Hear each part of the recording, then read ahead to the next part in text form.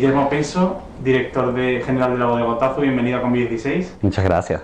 Cuéntanos un poco cómo es la historia de Bodega Otazu.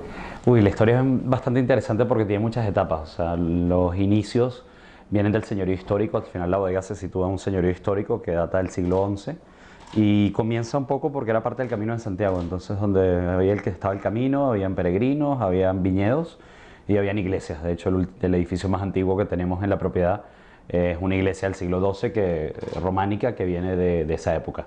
Entonces, un valle muy fértil con unas condiciones climatológicas muy particulares que siempre estuvo dedicado a la viticultura. O sea, ese valle era un centro muy importante hasta el 19 de producción de vinos en España.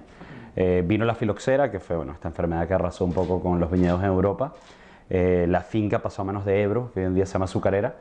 Y bueno, y mi familia de alguna manera, el 89, cuando compramos la finca, un poco la idea era recuperar esa historia de viticultura porque nos dimos cuenta que había un valle, unas condiciones maravillosas para hacer vino, tanto a nivel de clima, a nivel de suelo, ubicación geográfica, altura.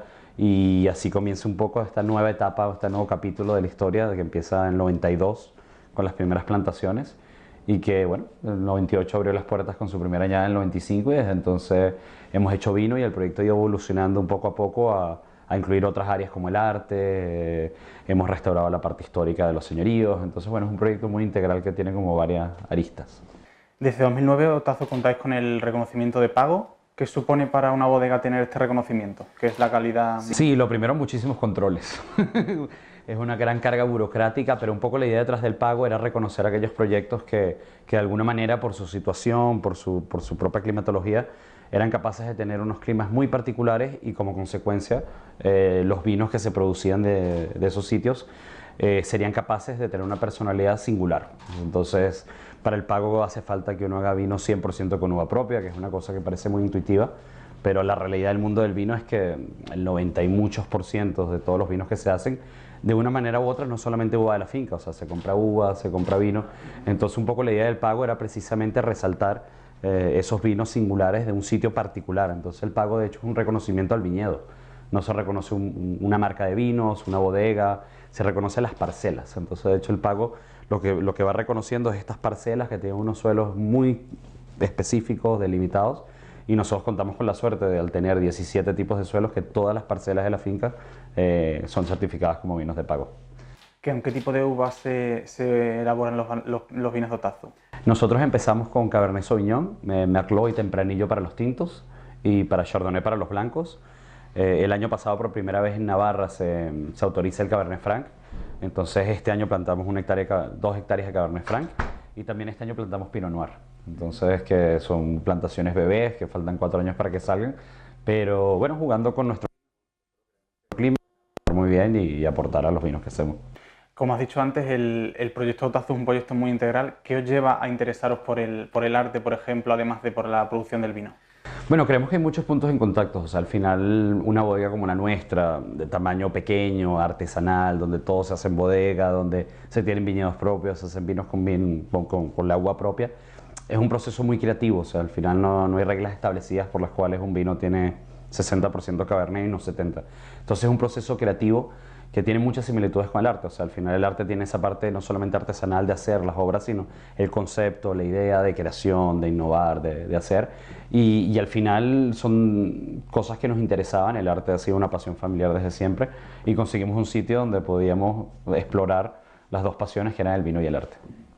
¿En qué consisten las colaboraciones que tenéis cada año con artistas de prestigio internacional? Sí, tenemos varias iniciativas que son muy divertidas. Hay una que yo creo que es la más reciente y la más integral a nivel de colaboración, que se llama Genios de Otazu, en el cual la idea era que yo quería que los artistas que viniesen, no solamente o sea, todas nuestras líneas de vino, las etiquetas están diseñadas por artistas, son piezas de artistas, vienen, intervienen, hacemos cosas creativas, pero en Genios yo lo que quería era sacar al artista de su zona de confort, de la creación de su obra genérica, a dos cosas. La primera, a que se convirtiera en creador del vino. O sea, al final los vinos tintos son ensamblajes y, como te decía, no hay una regla. O sea, los vinos tienen 40% Cabernet y no 50% porque uno los prueba y yo qué sé, te parece que eso le da un balance.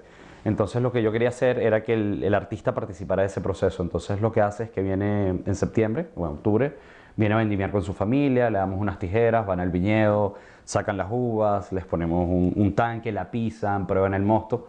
Ese vino se fermenta y lo que necesite en barrica, sean 12, 14, 18, 20 meses, lo que sea, cuando el vino está listo, llamamos al artista de vuelta y le ponemos 100% Cabernet, 100% Merlot, 100% Tempranillo y le preguntamos cuál es tu vino ideal. Entonces le decimos, entonces dirá, mi vino ideal es muy afrutado, con poca estructura y mucha elegancia. Entonces, bueno, vamos a meterle 50% Merlot, 20, 30 Tempranillo y 20 Cabernet. Lo prueba y dice, bueno, pero me falta un poco de estructura.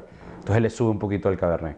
Entonces, por una parte, él se involucra en todo el proceso creativo del vino y por otra, reinterpreta una barrica. Entonces, la idea es que al mismo tiempo él toma una barrica como punto de partida y con su lenguaje lo tiene que reinterpretar. Entonces, esa pieza que queda, que es una barrica intervenida, se convierte luego en la etiqueta del vino, en el embalaje y es un vino de dos barricas, una para el artista y la familia y la otra barrica la vendemos comercialmente, pero es un proyecto en el cual los artistas ya se involucran mucho más allá de diseñar una etiqueta o preparar una obra para adaptarla. El enoturismo está cambiando el modo en el que el consumidor llega al vino y conoce incluso desde dónde viene. ¿Qué hacéis en Otazu para acercaros a esta tendencia de viaje? Nosotros la clave, o sea, lo que hemos pensado es que nosotros tratamos de ofrecer experiencias, o sea, al final también hay una fundación de arte, hay colección, está el señorío histórico, entonces uno podría pensar que son cosas diferentes que se pueden visitar. De hecho, mucha gente cuando viene pregunta, ¿se puede hacer una visita histórica, o se puede hacer una visita de vino, o se puede hacer una visita de arte? Entonces, la forma en que nosotros hemos concebido el proyecto es que lo que nosotros queremos es prestar una experiencia, y una experiencia es integral, desde el peso de la botella hasta ver la iglesia románica del 12, hasta ver una obra de Olafur Eliasson y probar un vino Cabernet Sauvignon con Merlot y Tempranillo. Entonces, un poco de lo que se trata es que las personas que vayan, van gente muy técnica, van enólogos, por ejemplo, muy interesados en el vino, y descubren que hay otras facetas. Entonces se les habla un poco del arte, se les habla un poco de la historia, por supuesto que se habla de vinos, y viceversa. Hay gente que viene a ver el arte y descubre que hay un vino que está vinculado y que hay una historia detrás de lo que se hace. Entonces, lo que hemos tratado es de diseñar programas muy específicos en los cuales se pueda resaltar esa parte experimental y que no sea una fábrica simplemente de que vas, catas, compras, te vas, catas, compras y te vas. De hecho, tenemos incluso un programa que se llama Private Seller, en el cual le damos la oportunidad a los visitantes de mezclar su vino. Igualito que el artista, mezclan su vino ideal, eso se mete en una barrica y se hacen 300 botellas con su etiqueta, con su botella y en esa misma interés de ofrecer experiencias mucho más allá de una simple visita, cata y irte. En los últimos años se dice que en España el perfil medio del consumidor del vino, o sea, la edad media del consumidor del vino ha bajado bastante. ¿Crees que ha sido así o no? Yo creo que es un problema de escala, o sea, que en el sentido que obviamente cada año más se va incorporando más gente joven a tomar, pero en ese sentido yo creo que es lo contrario, o sea, la edad media del consumidor de verdad del vino ha subido, creo yo. O sea, la gente joven en general, frente a otras épocas, tarda bastante más en incorporarse al mundo del vino, en interesarse, cuando yo que sé, hace 30 años nuestros papás, desde muy pequeñitos inclusive, ya el vino era parte de esa cultura, o sea, yo creo que hoy en día la gente joven más bien le tarda más en incorporarse a este mundo tan maravilloso y ilimitado que es el vino. ¿En qué momento se encuentra la bodega y qué planes de futuros tienes para el proyecto Otazu? Yo creo que estamos en un momento maravilloso en el sentido que yo entré hace 4 años y la verdad que hemos hecho un giro de 180 grados en todos los sentidos, desde en punto de vista técnico, comercial, de concepto, de proyecto, y llevamos 4 años igualito que el vino, sembrando y estamos empezando a cosechar eso. Entonces estamos en un momento en el cual, a pesar de ser una empresa de 30 años que debería ser medianamente consolidada, somos como una empresa, un startup que acaba de comenzar, que está haciendo cosas nuevas, que está siendo creativo, y estamos en un momento en el cual todas esas ideas, todas esas cosas que hemos impulsado, que siempre comenzar es lo que más cuesta, se están empezando a consolidar y en todos los aspectos. Comercialmente, hace 4 años vendíamos en 9 países, este año terminamos en 36, por ejemplo. Entonces estamos, yo creo que creciendo año a año, haciendo las cosas cada vez mejor y que es lo que nos interesa hacer. Yo siempre el mensaje que trato de transmitir es de que el Otazu no es una bodega, o sea, Otazu es un proyecto. Entonces, de alguna manera, cuando uno va para allá, cuando uno lo vive o mucha gente dice, por ejemplo, no, es que la botella no importa, o sea, lo que importa es el caldo. Y yo creo que, o sea, sí es verdad que hay que ser el mejor caldo, pero la experiencia de tomar vino empieza desde que uno agarra la botella, desde que uno ve la etiqueta de un lineal. Entonces, para nosotros no es suficiente hacer vinos que sean buenos. O sea, hoy en día técnicamente, obviamente los terroirs, hay calidades, pero hacer un vino promedio bueno no es difícil. O sea, lo que es difícil es que el consumidor, cuando le llegue esa botella, se emocione. Y eso es la gran diferencia, y ese es el gran salto cualitativo y lo que más cuesta, o sea, y eso es un trabajo de marca, de comunicación, de hacer las cosas bien por mucho tiempo.